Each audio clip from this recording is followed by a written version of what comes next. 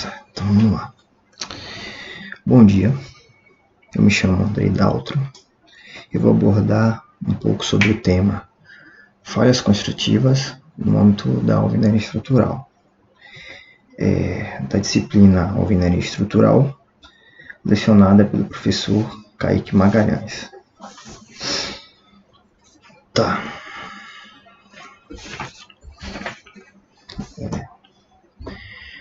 Minha introdução. Definição de alvenaria estrutural. É um estilo de construção que, inicialmente, não há necessidade do emprego de pilares e vigas, pois o mesmo já possui função estrutural, além da vedação. Como diz o texto, é um método construtivo que utiliza um tipo de tijolo cerâmico, o bloco de concreto com funções simultaneamente estruturais e de vedação. Suas paredes são elementos existentes a cargas verticais de peso próprio e cargas horizontais devido ao vento. Eu achei interessante colocar citações no trabalho, para dar uma encorpada. Segundo Ramalho, o principal conceito estrutural ligado à utilização da alvenaria estrutural é a transmissão de ações através de tensões de compressão. O mesmo ainda fala que, assim, pode-se perceber por que o sistema construtivo se desenvolveu inicialmente através do empilhamento puro e simples de unidades, tijolos ou blocos de forma a cumprir a destinação projetada. Tá.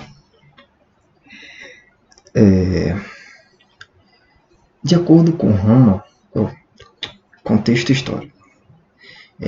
De acordo com Roma, na história da alvenaria estrutural, o dimensionamento se manteve em bases empíricas. Até o final do século XIX, o conhecimento então existente levava à construção de edificações de paredes com espessuras excessivas. O mais famoso exemplo dessa fase talvez seja o Monadnock Building de Chicago, nos Estados Unidos. Eu tirei do livro essa imagem que representa a estrutura, Se a gente perceber até nas quinas desse prédio, dá para ter mais ou menos ideia do quão falado pelo Roma, pela esbeltez da estrutura.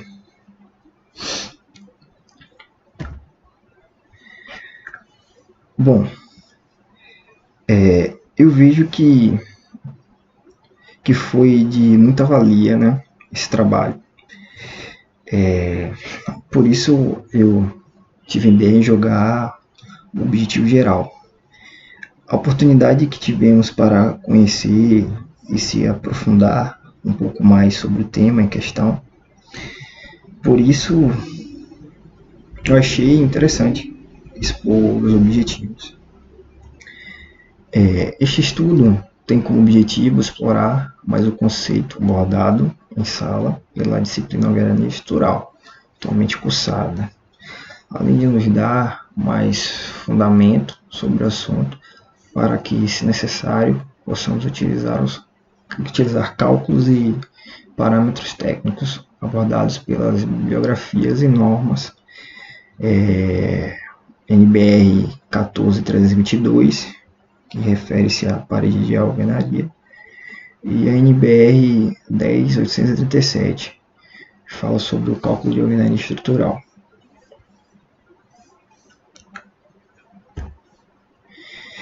Aqui a parte do objetivo específico, que é realizar um breve estudo sobre o tema falha construtiva, conteúdo alvenaria estrutural. Linha justificativa. Nesse slide, veremos a falta de importância dada a esse tema e as consequências desnecessárias por elas, onde o mercado da construção civil solicita profissionais, porém não possui devido preparo, né?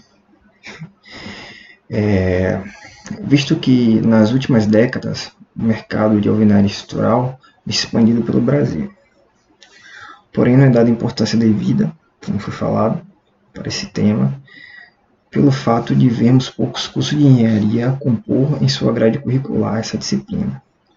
Ou quando compõem, a disciplina vem como optativa, né? Não dão a devida importância. No entanto, o que deixa os especialistas mais preocupados são o número de empresas contratarem recentemente profissionais formados sem o conhecimento adequado para projetarem nesse tipo de projeto, ou ainda projetistas que dominam projeto estrutural em concreto armado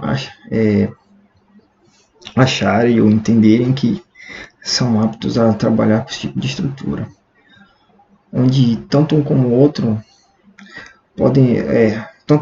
desses fatos pode ser um dos pontos, né, a levarem às falhas construtivas, né, que é o objetivo específico desse estudo. De acordo com Roma, é normalmente possível construir em alvenaria estrutural com economia e qualidade prédios de apartamentos, hospitais, escolas e hotéis. O mesmo também fala que, de outro lado, sob o ponto de vista econômico, alguns empreendimentos serão mais viáveis se forem construídos com processos convencionais de concreto armado ou estrutura de aço. Então vemos que o destaque de Roma para a construção de qualidade, vamos perceber o quão isso influencia diretamente na economia de um tipo de estrutura como esse. Veremos mais à frente. Tá. Falhas construtivas, né? Acompanhando o que foi dito no slide anterior, né, vemos o quão esse método tem necessidade de se empregar um trabalho de excelência, pois isso interfere diretamente no custo da obra em questão, no caso, partindo do princípio de que a execução da alvenaria estrutural será feita adequadamente, é perceptível a redução de falhas construtivas, porém é notável a identificação de erros quando os mesmos surgem, fazendo com que seja fundamental a importância da sua solução, para que não haja interferência nas etapas subsequentes. Vemos aí, né, destacando essa parte que ele fala, interferências nas etapas subsequentes. O quão importante você começar a executar a estrutura de maneira correta e terminá-la, né, do mesmo jeito. Mesmo com tudo isso abordado acima, é comum encontrar a falta de requisitos como orientação, conhecimento e acompanhamento, né, que para esse tipo de execução são fatores que levam diretamente às perdas financeiras, que foi dito anteriormente. Veremos a seguir algumas dessas falhas construtivas.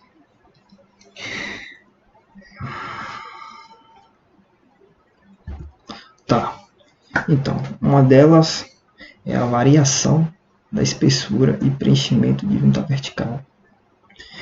De acordo com Roma, a variação na espessura e o preenchimento incompleto e irregular de juntas verticais em obra de alvenaria estrutural são muito frequentes. Sabe-se que o não preenchimento das juntas verticais tem pequeno efeito na resistência à compressão. Do jeito que eu entendi ele falar sobre isso, esse não preenchimento ou a não padronização do preenchimento, você coloca um pouquinho aqui, um pouquinho lá, faz com que, no caso, a parede, né, que é o conjunto de blocos estruturais, eles não trabalham de uma forma uniforme, em conjunto, entendeu? Voltando aqui o que ele fala, mas afeta a resistência à flexão e ao cisalhamento da parede. Afeta também a deformabilidade, ó, tá vendo? Das paredes. Dessa forma, especialmente em prédios de maior altura, ou seja, de mais de 5 pavimentos. Deve-se assegurar que as juntas verticais sejam preenchidas corretamente com argamassa. Aí, do lado dessa citação, eu deixei a apresentação, eu tirei do livro, do que ele fala, né? Da má execução de preenchimento dos blocos. O uso de blocos irregulares ou de dimensões diferentes são também falhas construtivas. De acordo com Roman, a utilização de formas desgastadas na produção de blocos ou a compra de materiais de diferentes fornecedores podem interferir na uniformidade da espessura dos elementos. Esse problema interfere no desempenho da equipe, propiciando queda de produtividade. Além disto, compromete a obtenção de revestimentos com espessuras reduzidas. Você vê o quão tem que ser minucioso a qualidade tanto do material, só abordando um pedacinho aqui, como também a qualidade do serviço. É interessante, eu lembro até que o professor falou na sala de aula que o mesmo pedreiro que inicia a fiada, é ideal que ele termine, porque ele vai seguir o padrão dele certinho, entendeu? Porque ele não terminando, o colega dele fechando a fiada, possa ser que haja irregularidades com o método que cada um executa. Você vê o quão é importante essa parte, né? Elevação não homogênea das alvenarias. Eu fiquei bem espantado em ouvir falar disso aí, porque eu nunca imaginava que esse item seria um tipo de falha construtiva, né? Então, o Roman fala o seguinte: para mais organizar a execução da alvenaria, aconselha-se que o pavimento seja elevado pelo modo mais homogêneo possível. Quando isso não ocorre, a verificação do nivelamento das fiadas fica comprometida. A utilização de castelos nos cantos de paredes torna-se inviável. E a organização do posto de trabalho fica prejudicado. Pense aí. Falha devidas ao desaprumo da parede. Roman fala também que nos casos em que o prumo de uma parede não é mantido, ocorrem excentricidades nas sobreposições de paredes. Ora, isso aí não é novidade, né? Não só em estruturas de alvenaria que isso acontece, né? Em estruturas mais convencionais, quando elas não são executadas de maneira devida, acontece esse tipo de excentricidade, que pode trazer depois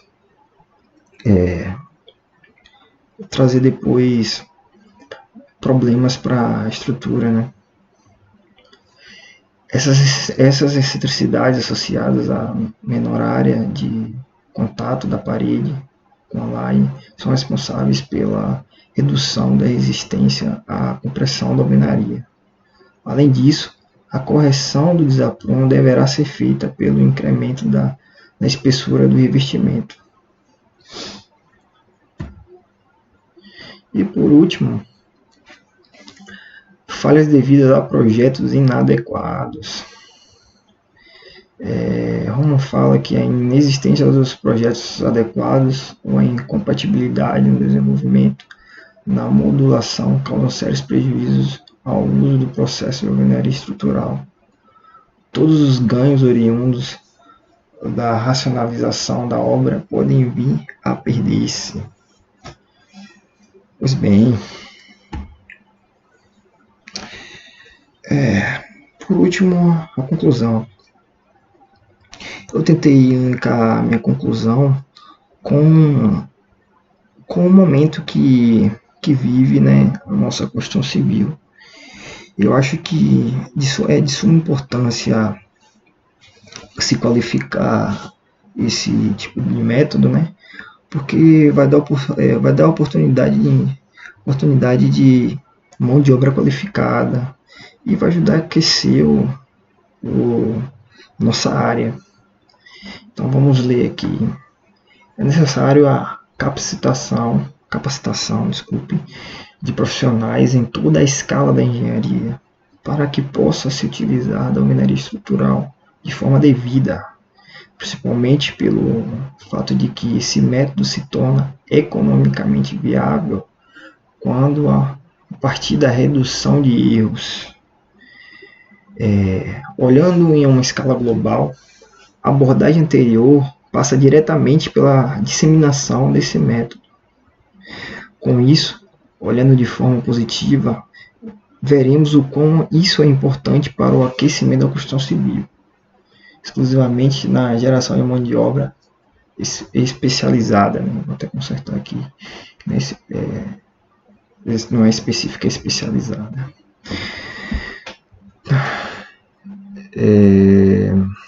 Tudo bem. Essas são as minhas referências, né? Eu utilizei 2 bibliografias. Então, ficamos por aqui. Esperar o professor analisar a minha apresentação, ver o que tem de errado, fazer as críticas, né, que isso não é realmente importante para o nosso crescimento. Feedback, né? Feedback sempre é bom. Então pronto. Valeu.